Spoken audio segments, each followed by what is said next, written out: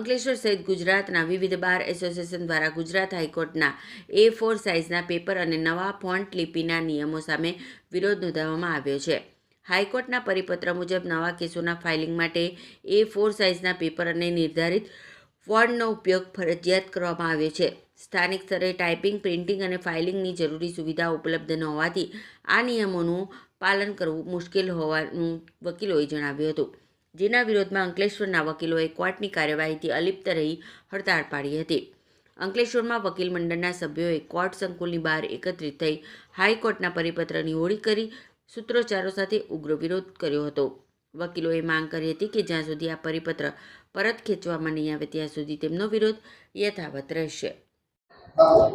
નામદાર ગુજરાત હાઈકોર્ટ તરફથી 1/8/2026ના રોજથી દરેક કોર્ટમાં માત્ર A4 સાઇઝના પેપર્સનો જ ઉપયોગ કરવામાં આવશે એવું સ્ટ્રિક્ટલી સર્ક્યુલર બહાર પાડેલ છે.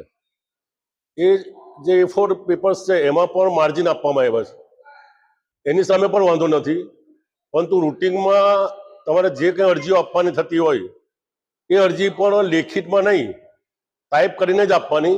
માત્ર સાઇન તમારી કરવાની, એ સિવાયનું બધું રાઇટિંગ ટાઈપ કરેલું હોવું જોઈએ. તકલીફ એવી પડે છે કે રેગ્યુલર માનો કે કોઈક આરોપી ગેરહાજર છે તો કયા કારણસર ગેરહાજર છે એ આવ્યા પછી જ ખબર પડે. તો એનું કારણ લખવું હોય તો ટાઈપ કરવાનું એડવાન્સમાં ના હોય.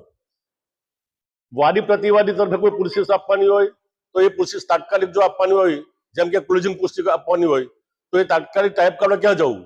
દરેક વકીલોની ઓફિસમાં કોમ્પ્યુટર નથી હોતા, તો એ વકીલો બિચારા ક્યાં જાય? જે અંતરિયાળ જે વિસ્તાર છે એમાં પણ ઘણીવાર ઓફિસ પણ નથી હોતી અને કોમ્પ્યુટરની સગવડ નથી હોતી. એટલે જે તકલીફ રેગ્યુલર રૂટિનમાં જે અરજીઓ આપવાની થાય છે એમાં ઘણી તકલીફ વકીલો કરતા પણ પક્ષકારોને વધારે ખર્ચો એમાં પડે. કારણ કે એક વાર ટાઈપિંગ કરવી એક અરજી તો એના 50-60 હજાર રૂપિયા 50-60 રૂપિયા લે છે. હવે એ જે ખર્ચો છે એ પક્ષકારના માટે જાય છે, વકીલો તો પક્ષકારના માટે જ નાખવાના છે. એટલે ઓનરી કોન્ટ્રારી તકલીફ વધારે પક્ષકારને પડવાની છે. સાથે સાથે વકીલને પણ એમની વકીલાતમાં તકલીફ પડે છે. સાથે સાથે જજીસ સાહેબને પણ તકલીફ પડે, કારણ કે જજ સાહેબે પણ ટાઈપનો માનો કે આગ્રહ રાખે તો એ ટાઈપ કરવા બહાર જશે એટલે 2 કલાક રાહ જોવી પડશે કોર્ટે કે ભાઈ અરજી આવે પછી એને પણ ઓર્ડર કરવાનો. એટલે દરેક પક્ષકાર, વકીલો, જજીસ સાહેબોને આ તકલીફ છે. જે સર્ક્યુલર પાછો નહીં ખેંચાય ત્યાં સુધી દરેક ગુજરાતના વકીલ મંડળના સભ્યો, વકીલ મિત્રો, not only that bar council પણ અમને સપોર્ટ કરે છે.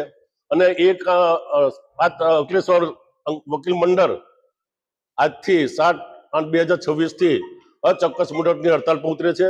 અને કોઈ પણ પક્ષકારને કોર્ટમાં પ્રવેશ આપવામાં આવશે નહીં જ્યાં સુધી સર્ક્યુલર પાછો ખેંચશે નહીં. Thank you.